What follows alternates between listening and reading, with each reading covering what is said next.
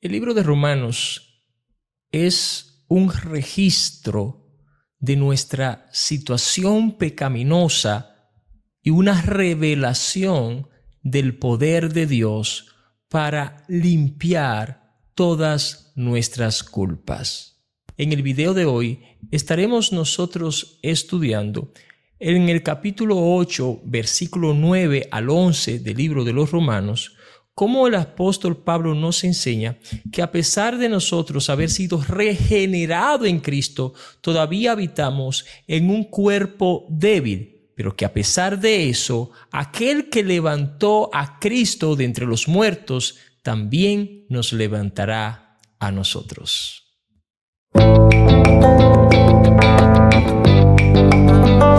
Bienvenido una vez más a este estudio bíblico del libro a los Romanos. Soy el pastor Juan de León Gutiérrez y es un grato placer el poder compartir con ustedes este estudio bíblico. Aquí estudiamos la Biblia versículo por versículo. Te ayudamos a crecer en nuestra vida espiritual. Queremos hacer una oración antes de nosotros iniciar este estudio bíblico. Oremos juntos. Padre, te adoramos, te glorificamos y exaltamos tu santo y bendito nombre. Agradecemos el favor, Señor, de la vida y esta grandísima oportunidad que nos concede para estudiar tu palabra. Te rogamos, Señor, que abra nuestro entendimiento y nuestros sentidos para poder captar, Padre, el alimento que tú quieres proveernos hoy para alimentar nuestro espíritu y nuestra alma. En el nombre de Jesús, amén y amén. En el capítulo 1 del libro a los Romanos, nosotros estuvimos viendo la introducción de este capítulo y las expresiones de deseo de ir a Roma del apóstol Pablo. Al mismo tiempo, en el capítulo 1, Pablo habló de esa continua corrupción del hombre de ir hacia el pecado. En el capítulo 2, Pablo comienza a hablarnos sobre que Dios no tiene parcialidad entre los judíos y los gentiles. En el capítulo 3, Pablo habla sobre la ventaja de ser judío. Nos habla que a pesar de que los judíos ser los primeros en recibir la ley y de tener el privilegio de ser descendiente de Abraham, eso realmente no le otorga a ellos la posibilidad de salvación sin la regeneración por medio de Jesucristo. Pablo enseña que tantos judíos como griegos, todos son pecadores y por consiguiente, tanto judíos como griegos merecen la muerte y están separados de Dios, como lo expresa en 3:23 del libro de los Romanos. Luego, en el capítulo 4, vamos nosotros a observar que la Biblia enseña que a pesar de Abraham ser padre de la fe, fue justificado por la fe, enseñándonos que todos nosotros somos justificados por la fe por medio de nuestro Señor Jesucristo. Ya en el capítulo 5, Pablo habla sobre los resultados de la justificación. En el capítulo 6, Pablo enseña que el hecho de que hemos sido salvos por gracia, la gracia no nos da a nosotros una libertad para pecar. Es decir, no podemos continuar en el pecado para que la gracia abunde. En el capítulo 7, Pablo presenta una analogía sobre el matrimonio. Enseña Pablo que una mujer no puede casarse con otra persona, al menos que su marido haya muerto. Si el marido muere, ésta está libre para casarse con otra persona. Desde ese punto de vista, enseña que el primer matrimonio, es decir, la ley, ya ha caducado al venir Jesucristo. Por lo tanto, en Jesucristo se cumple toda la ley. Pablo enseña que no se puede vivir con dos esposos. No podemos nosotros contemplar la ley para ser salvo y al mismo tiempo contemplar a Cristo para ser salvo. Pablo no enseña bajo ninguna condición que no se debe obedecer algunos reglamentos de la ley, sobre todo aquellos que están relacionados con la moral. Más bien lo que Pablo enseña es que ya la ley no tiene un funcionamiento salvífico para nosotros, mostrando así que el sacrificio de Cristo fue suficiente. También Pablo enseña que la ley en sí no es mala. Más bien, Pablo está diciendo, la ley era como una radiografía que identificaba nuestros pecados. Por lo tanto, Pablo muestra en estos capítulos que a pesar de nosotros ser salvos, vivimos en un cuerpo débil y solemos fallar en algunas ocasiones, quitando de esta manera esa idea de que el creyente que ha sido salvo no peca. Incluso existen planteamientos sobre esto. Pablo en Filipenses 1:6 dice: estoy convencido precisamente de esto, que el que comenzó en ustedes la buena obra la perfeccionará hasta el día de Cristo. Señalando de esta manera que todavía nosotros no hemos sido perfeccionados desde un punto de vista en el pecado. Continuamos todavía pecando. Ahora bien, alguien diría, pastor, entonces, ¿de qué sirvió el sacrificio de Cristo? Explicaremos esto enseñando lo que dice el apóstol Juan en Primera de Juan, en el capítulo 1, versículo 8. Dice, si decimos que no tenemos pecado, nótese la palabra no tenemos pecado, donde el apóstol Juan se involucra también como una persona que peca. Si decimos que no tenemos pecado, si que no tenemos debilidad hacia el pecado, nos engañamos a nosotros mismos y la verdad no está en nosotros. El versículo 1 del capítulo 2 de Primera de Juan dice, hijitos míos, les escribo estas cosas para que no pequen. La idea es no pecar. Y si alguien peca, tenemos abogado para con el Padre, a Jesucristo el justo. Él mismo es la propiciación por nuestros pecados, y no solo lo nuestro, sino también por lo de todo el mundo. Consideren que a pesar de que hemos sido salvos, en ocasiones fallamos, así como Pedro, a pesar de ser salvo, falló en muchas ocasiones. El mismo apóstol Pablo hablaba del pecado que moraba en él. En ese sentido, a pesar de que somos creyentes, de que nuestra vida ha sido regenerada, todavía habitamos en un cuerpo humano, un cuerpo carnal, en un cuerpo débil. Esa es la lucha que hemos estado estudiando por medio del libro de Romanos entre los deseos de la carne y los deseos del Espíritu. En Romanos capítulo 8, Pablo nos habla de que no existe condenación para los que están en Cristo, a pesar que los que están en Cristo en ocasiones cometen errores, cometen pecado. A pesar de eso, tenemos un abogado que nos defiende, como lo dijo Primera de Juan capítulo 2, versículo 1 y 2. Por lo tanto, no es que persistimos en el pecado, porque ya eso sería un practicante del pecado. El capítulo 3, versículo 8 de Primera de Juan dice lo siguiente sobre este tema. El que practica el pecado es del diablo, porque el diablo ha pecado desde el principio. El Hijo de Dios se manifestó con este propósito, para destruir las obras de Satanás.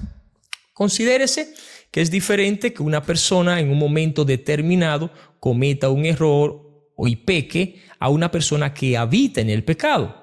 No es lo mismo una persona que vaya y se dé un baño en el río que un pez que habita ya en el río. Es decir, aquel practicante del pecado tiene como hábitat el hecho de vivir pecando. El creyente en ocasiones peca y pedimos incluso perdón porque sentimos la necesidad de mantenernos cerca de Dios. Pero el practicante del pecado no le molesta pecar, no le molesta mentir, no le molesta chismear, no le molesta adulterar, porque en eso consiste su hábitat o su vida. A raíz de esto, considerando que ya tenemos un escenario preparado y que podemos percibir la enseñanza de Pablo en Romanos capítulo 8, versículo 9, leámoslo junto. Mas vosotros no vivís según la carne, sino según el Espíritu, si es que el Espíritu de Dios mora en vosotros. Y si alguno no tiene el Espíritu de Cristo, no es de él. Este sentido Se nota que el versículo 9 es una respuesta del versículo 7 del mismo capítulo 8 que dice: la mente puesta en la carne es enemiga de Dios, porque no se sujeta a la ley de Dios, pues ni siquiera puede hacerlo, y los que están en la carne no pueden agradar a Dios. Sin embargo, ustedes no están en la carne, sino en el Espíritu. Pablo hace un paralelismo con las personas que habitan en la carne. La Biblia dice lo que habitan en la carne. Nótese la palabra que estudiamos anteriormente del libro de Juan, primera de Juan, capítulo 3, versículo 8. Los practicantes del pecado son aquellos que habitan en el pecado. Por eso dice Pablo en este versículo que, sin embargo, ustedes no están en la carne, sino en el Espíritu. Usted dirá: pastor, pero ¿cómo es posible que no estemos en la carne? La palabra aquí, estar, involucra vivir en la carne y vivir según los deseos carnales. Ciertamente nosotros tenemos un cuerpo carnal, pero este término vivir en la carne involucra vivir en los deseos de la carne. El creyente no habita en los deseos de la carne.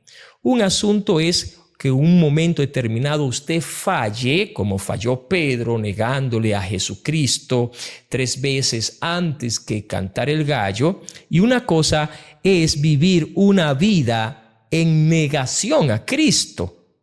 Pedro se arrepintió y por eso sabemos que él no vivió una vida en negación. Más bien, luego vamos a verlo a él obedeciendo a Cristo. Entonces, en este sentido, el creyente, el discípulo de Cristo, no vive en la carne, no vive para complacer la carne, sino para complacer el Espíritu. Dice: ustedes no están en la carne, sino en el Espíritu. ¿Qué significa estar en el Espíritu? Estar en el Espíritu es habitar bajo la gracia de Dios. Es como decir: ustedes no son ya del mundo, ustedes son de Cristo. Y quien es de Cristo posee el Espíritu de Dios y debe de vivir conforme a la dirección del Espíritu Santo en nuestras vidas. Ustedes no son de la carne, ustedes son del Espíritu. Gloria a Dios que nos ha sacado a nosotros, ¿verdad?, de ese mundo carnal, ese mundo de complacencia pasajera, destructiva. Ahora pertenecemos al Dios de los espíritus, a Jesucristo, a nuestro Padre Celestial. Si en verdad el Espíritu de Dios habita en ustedes, es decir, todo aquel que vive una vida carnal, el Espíritu de Dios no está en él. Es fácil entender o conocer si una persona vive en la carne o vive en el Espíritu. Muy importante. Y esto es una pregunta. ¿En qué estás viviendo? Porque lo que hemos sido justificado por la fe, no vivimos para complacer la carne, sino para complacer el Espíritu. Quien complace el Espíritu vive una vida en comunión con el Padre. Adora al Padre con sus pensamientos, con sus palabras y con sus hechos. Asiste a una congregación, no tiene excusa. Lee la palabra de Dios y la estudia. El que habita en el Espíritu de Dios, ora, ama mantener esa comunión con el Padre. El que habita en el Espíritu adora a Dios, le canta a Dios, no solo con su boca, sino que su vida diaria es un himno espiritual. Gloria a Dios. En este sentido, mis estimados hermanos, continuamos estudiando este texto y dice: pero si alguien no tiene el Espíritu de Cristo, el tal no es de él. Aquí hay 2 aspectos importantes que debemos nosotros de notar. Recuérdense que la promesa que Jesús hizo a sus discípulos en el libro de Juan, vayamos a Juan capítulo 14. Juan capítulo 14.